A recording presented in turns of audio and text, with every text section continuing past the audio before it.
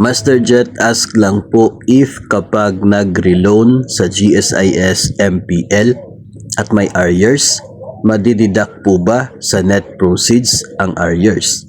Okay, direct answer natin dyan is yes.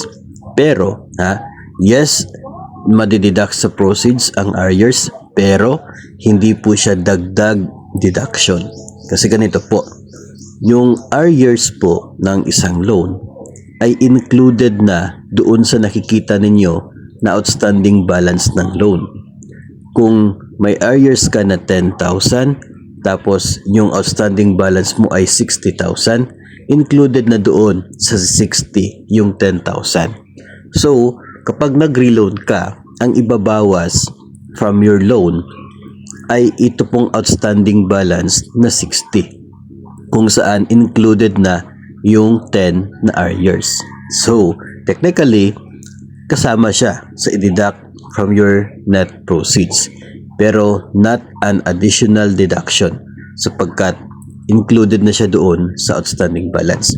Yung iba kasi iniisip na kung maglo-loan ka, magre-renew, kung may arrears ka na 10,000 at meron kang outstanding na 60, baka 70,000 yung i-deduct kasi outstanding na 60 plus yung arrears pa na sinasabing babayaran mo yung arrears. So, magiging 70 yung deduction. Hindi po ganon, no? Hindi additional sa outstanding balance yung pag-deduct ng arrears.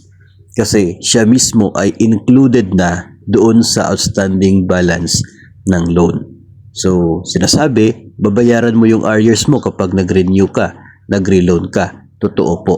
Pero, babayaran mo siya since kasama naman siya doon sa outstanding balance. So, wag po kayong mag-alala, no, na ganun po ang mangyayari.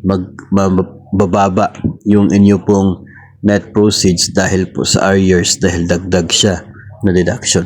Ang problema lamang po, kapag nag-renew ka ng loan na may arrears, tapos yung naka-reflect na arrears ay supposedly ay remitted kasi nga nakadeduct sa sahod mo. Doon po yung problema. Kasi nakadeduct sa sahod mo, hindi pa na-remit, tapos ni-renew mo. So parang nagbayad ka through salary deduction, tapos binayaran mo pa through renewal.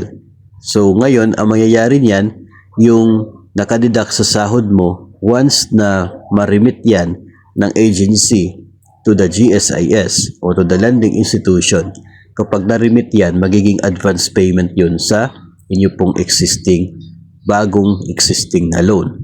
Kaya ay pwede po ninyong i-request ng refund. Pero hindi po magre-refund si GSIS kung hindi naman po dumating sa kanila yung remittance doon sa nakadeduct sa sahod mo. So ganun siya ka medyo complicated, pero yung susi talaga para mabawasan yung complexity, no, ng scenario na yon, dapat on time talaga yung remittance para yung makikita ng mga borrower ay updated na balanse ng utang.